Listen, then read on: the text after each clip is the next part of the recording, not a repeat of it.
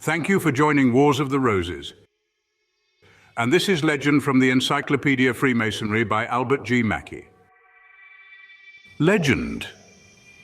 Strictly speaking, a legend, from the Latin legendus, to be read, should be restricted to a story that has been committed to writing. But by good usage, the word has been applied more extensively and now properly means a narrative, whether true or false, that has been traditionally preserved from the time of its first oral communication. Such is the definition of a Masonic legend.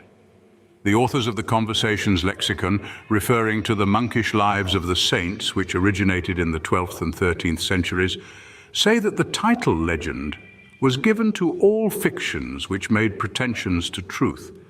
Such a remark, however correct it may be in reference to these monkish narratives, which were often invented as ecclesiastical exercises, is by no means applicable to the legends of Freemasonry.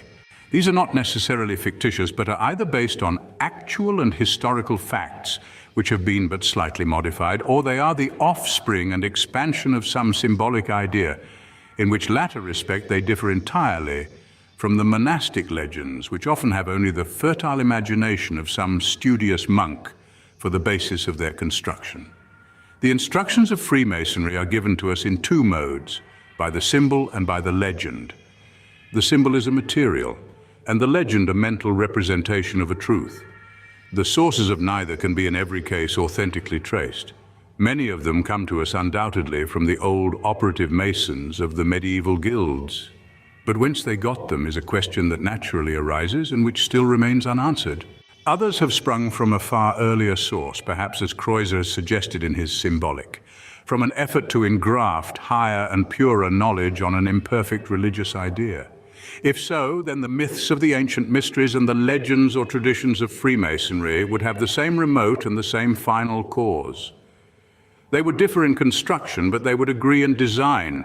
For instance, the myth of Adonis in the Syrian mysteries and the legend of Hiram Abiff in the Third Degree would differ very widely in their details, but the object of each would be the same, namely to teach the doctrine of the restoration from death to eternal life. The legends of Freemasonry constitute a considerable and a very important part of its ritual. Without them, its most valuable portions as a scientific system would cease to exist. It is in fact in the traditions and legends of Freemasonry, more even than in its material symbols, that we are to find the deep religious instructions which the institution is intended to inculcate. It must be remembered that Freemasonry has been defined to be a system of morality, veiled in allegory and illustrated by symbols. Symbols then alone do not constitute the whole of the system. Allegory comes in for its share. And this allegory, which veils the divine truths of Masonry, is presented to the neophyte in the various legends which have been traditionally preserved in the order. They may be divided into three classes. 1, the mythical legend. 2, the philosophical legend. 3, the historical legend, and these three classes may be defined as follows. 1. The myth may be engaged in the transmission of a narrative of early deeds and events having a foundation in truth, which truth, however, has been greatly distorted and perverted by the omission or introduction of circumstances and personages, and then it constitutes the mythical legend. 2.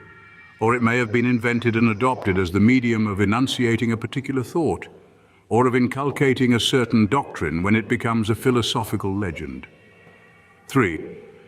Or lastly, the truthful elements of actual history may greatly predominate over the fictitious and invented materials of the myth, and the narrative may be in the main made up of facts with a slight coloring of imagination when it forms an historical legend.